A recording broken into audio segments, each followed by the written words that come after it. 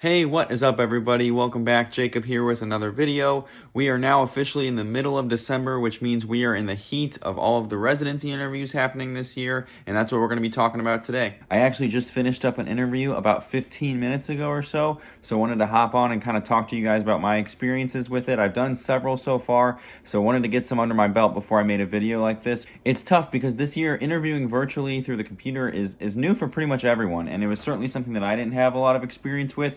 So, my first experiences were a whole lot of learning and kind of getting better and perfecting it. And now I want to share that with you guys. So today we're going to be talking about the biggest tips, the biggest things that I have in my mind that have helped me prepare for my interviews and things you guys can do to make sure you do your best when it comes time to interview. Now, the thing about these virtual interviews and any interview in general is that there's a whole lot of prep involved. So the next few things you're going to have to deal with things that you can get ready and prepare for before the interview to make sure you're ready when the time comes. First and foremost, before we start talking about how to make yourself look good in the interview itself, the first thing you got to do is make sure your setup is perfect. So, I talked about this in the last video. You guys can check that out if you want a more detailed outlook. But the big things that I talk about are camera, lighting, and your background. So make sure that you mess around with your camera settings, choose backgrounds throughout your house that aren't distracting, mess around with the lighting, and see what looks best on the camera for yourself. Now, one of the biggest things you can do when it comes time to prepare for an interview is make sure you know the program that you're applying to. If you spent the money and sent out an application, hopefully you're somewhat interested in that program. So that means that you should know a little bit about it before interview day. You can do this by going to the program's website, talking to residents, getting in contact with coordinators or program directors to ask any questions you may have. But ultimately, the goal is to know the program well enough to have a few questions on interview day.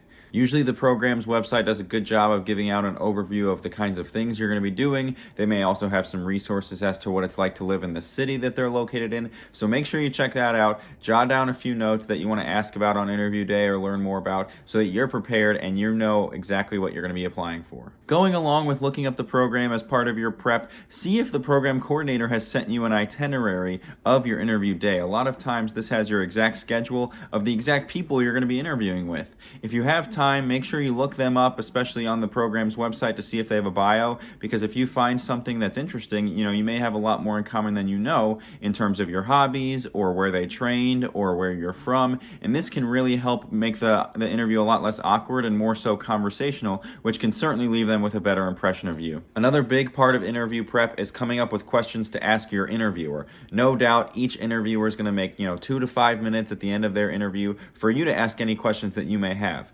And I know this year people are applying extra broadly, so you may not be super excited about every single program you're applying to, but you got to have at least 2 or 3, questions that you can ask each interviewer, each program director, each resident, so that you, A, come off like you're interested and prepared for the interview, and so that you have something to kill time. There's nothing worse than an awkward 3 to 5 minutes at the end of your interview because you don't have anything to ask them and they don't have anything to ask you anymore. Another part of interview prep that I have found extremely helpful is to have some somewhat prepared answers to very common interview questions. For example, a lot of these programs are only going to get what they get on your application, so they're obviously going to want to know more about you. So the tell me about yourself question is certainly going to be one you're going to be asked almost every interview. In addition, there's going to be a lot of situational type questions about asking you what you would do in a particular situation, or telling the program, the interviewer, about a time when you were stressed and how you handled that. These types of questions are very easy to have certain somewhat prepared answers.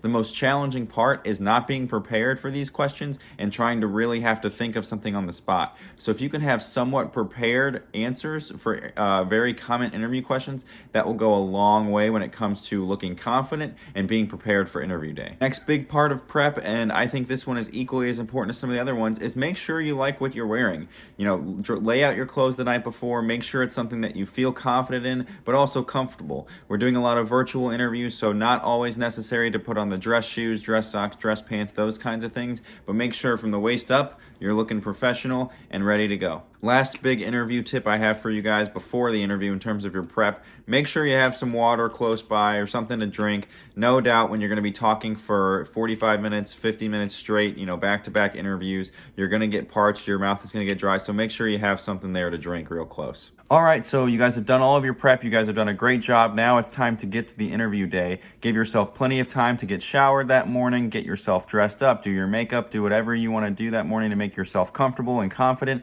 and let's get to the interview. If you guys saw my last video, you know a big thing that I do during my interviews is have a little sticky note next to the camera.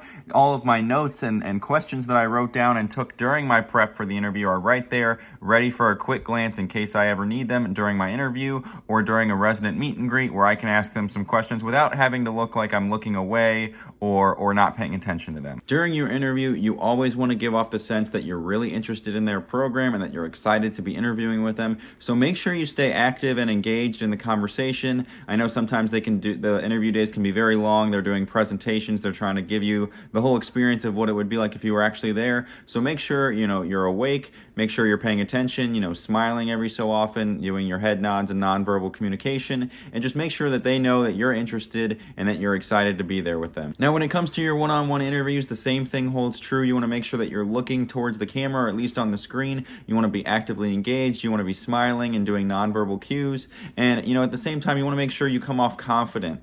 So, make sure you're talking loud enough, make sure you can hear them and that they can hear you, so you guys have a great conversation during your interview. Now, usually towards the end, the coordinator is running the interview and they will help with giving you warnings about how much time you're going to have left, whether it's 5-minute, 2-minute warnings. Make sure that you give yourself enough time not only to ask any questions you may have, but to always thank your interviewer at the very end. Just like you're taking your time to interview, they're taking their time to interview you and see that you're interested in the program. So always make sure you thank them at the end, thank them for their time, say it was nice to meet them, so that they leave with an impression that you were excited to be there and that you really appreciate them. Sometimes these interview days, like I said, can be incredibly long, ranging from 3 to 6 to 8 hours during the day, because again, the program is trying to cram in everything that you would get with the in-person experience. So usually there will be some breaks throughout the day. Make sure you use those wisely. Go to the bathroom, grab a snack, refill your water. All right, so now you're at the end of the interview. The program coordinator and the interviewers are saying goodbye to everybody.